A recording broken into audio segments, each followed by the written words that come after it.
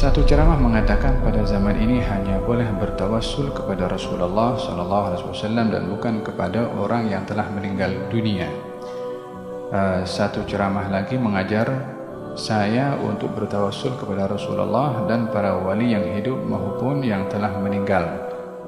Boleh Habib bantu saya menjelaskan perkara ini? Amur Ramadah, musim kebuluran panjang di zaman Sayyidina Umar bin Khattab. Ramai orang-orang yang kebuluran waktu itu sehingga datang seorang ke kubur Nabi SAW. Katanya, "Wa Muhammadah, ayah Muhammad, umatmu dalam keadaan susah ini karena kebuluran dan juga kelaparan, sehingga kambing itu kalau disembelih tak ada dagingnya, tulang saja." Maka malam tu sahabat tadi mimpi Nabi.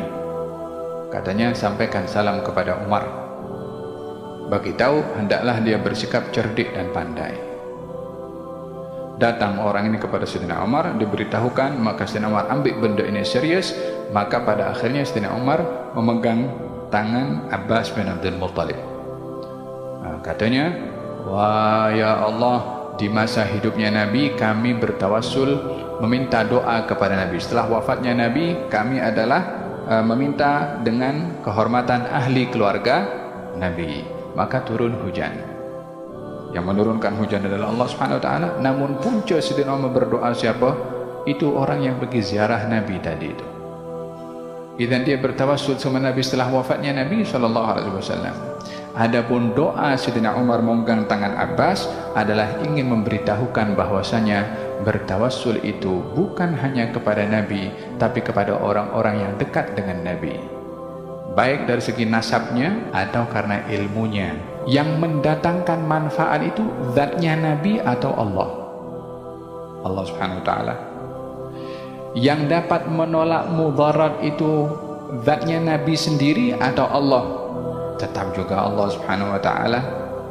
Kalau yang mendatangkan manfaat Allah dan menolak mudarat itu juga adalah Allah, adakah itu hanya terbatas kepada kehidupannya Nabi sehingga setelah wafatnya Nabi Allah dah tak boleh lagi mengelak mudarat atau mendatangkan manfaat dengan bertawassul kepada Nabi? Siapa yang boleh membatasi kuasanya Allah dalam memberikan manfaat atau menolak mudarat? Tak ada sesiapa. Tak ada halangan nak berdoa tanpa bertawassul. Adakah orang berdosa kalau tidak bertawassul? Tidak. Nak berdoa, saya tak tenanglah hati saya kalau bertawassul. Macam orang kaum musyrikin dengan berhala-berhala ketika bertawassul kepada Allah Subhanahu Wa Taala. Yang pertama, dia kena faham kaum musyrikin ketika bertawassul dengan berhala meyakini berhala sebagai Tuhan. Saya tak selesa kalau bertawassul, takut menyerupai orang musyrikin. So, tafadhal, silakan, jangan bertawassul. Berdoa langsung, fadhalu. Yang penting jangan gaduh. Jangan salahkan orang bertawassul. Yang bertawassul pun tak berkeyakinan seperti mana kamu. Pada akhirnya kesimpulannya apa? Kalau tidak yakin dengan tawassul, tak apa. Tawassul itu sendiri adalah menjadikan perantara untuk mendapatkan kebaikan dari Allah Subhanahu Wa Taala.